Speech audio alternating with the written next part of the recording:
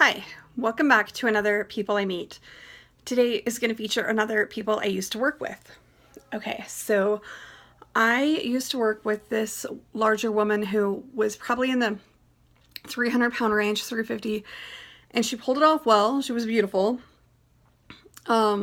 She claims she was 300, but at the time I was 300 and she looked a lot bigger than so I think she was closer to 350.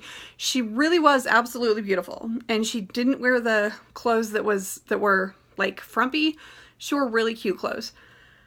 So one day she tells me that she's a stripper, and I'm like, okay, whatever. As in, I don't care, right? Not as in I don't believe you, just as in I don't care. So a few minutes later, something falls on my lap, and I'm like, what is this? And I open it, and it's her portfolio. Ew. If I want to see a fat naked woman, I'll look at myself, okay? And I don't care what size you are of a stripper, like, shave that shit, okay? Like, ew, like my eyes have been forever burned. I'm like, get this away from me. I don't want to see this. And she's like, well, you said whatever. And I was like, yeah, because I don't care. I don't care that you're a stripper. I'm happy for you, okay? I don't care. Don't give me this crap. I could seriously have you reprimanded to HR for this right now. Just, I don't care, right? Don't. I should have, actually. So, years later, the friend who killed my truck,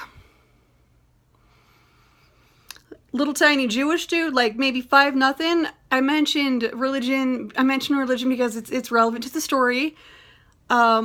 I put him on my insurance because I thought he'd total it. No, he didn't change the oil. Well, through Facebook, she discovers that I know him, and she's like, oh, how do you know him? And I'm like, we met at church, and how do you know him? And she doesn't answer. Well, if you ask someone a question, then you should expect the same question in return. And so I'm like, oh, is it from when you were stripping? Because she refuses to answer, and she's like, oh, don't tell him I used to do that. Like, I'm gonna keep your... Like, whatever, dude. At the time, he was my best friend. Again, Diana's right. I shouldn't dole out that title like candy. But I'm like, I'm gonna keep your secrets, bitch. Because she was expecting me to tell her everything about him. Whatever. And she's like, just don't tell him. I was like, well, was it a gay, at a gay bar? Oh, is he gay? Oh, I always thought he was. And I'm like, he goes to gay bars with me. I don't know. Well... he is, but he needs to come out to himself at least. And then he gets all mad. He was like, how do you know what goes on in the gay world? Because he like goes on Tinder and then breaks my friends' hearts. And I'm like, I know everything in the gay world. Okay, I'm sort of the queen bee. I'm sort of the hub of the gay world. I'm the fruit fly. Whatever. Anyway, that's tangential. So she's like, oh, don't tell him I used to be a stripper. And so finally she tells me, and I was like, are you his, arranged marriage? Because at this point, I know he's told me that he's joined another religion and he's got an arranged marriage. And she's like, yeah. Like, okay, well, just straight up be honest with me. I don't even care. So I go to this wedding because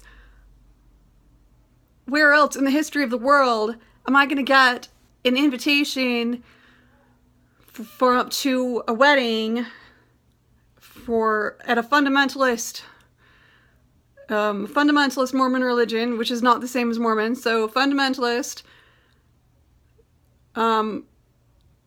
religion from an ex-stripper and an ex-rabbi, done in Yiddish. Yeah, they had their new pastor. She learned Yiddish for it. Done in Yiddish in a fundamentalist church.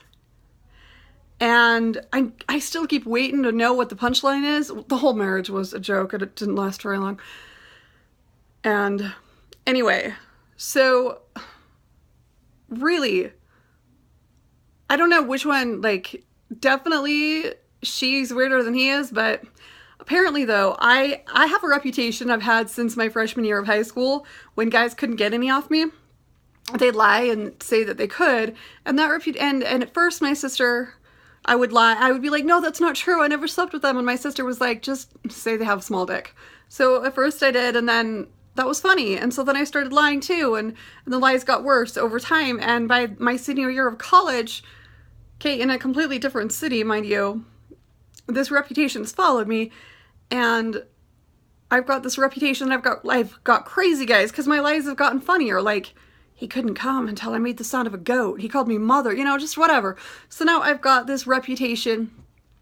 It's completely undeserved because I actually remained very chaste until long after I graduated college because, I used to, anyways, so she apparently had heard about some guys told her that we used to share men, apparently, and he told me this. And I'm like, oh, that's disgusting.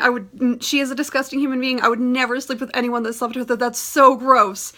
And he's like, I'm sitting right here. And I'm like, oh, ew. It's still disgusting.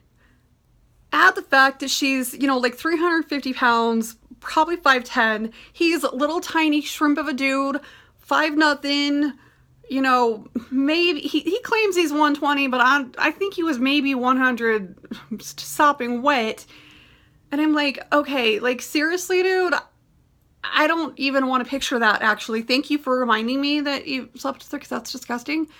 But ew, ew, ew, ew. There's so many ews to everything about this. So yeah, so I guess this one falls under the category of people I used to work with and former friends, because I used to work with her and she thought we were friends. We weren't.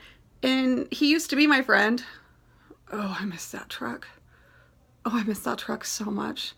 Anyway, so we'll come at you another time. Bye!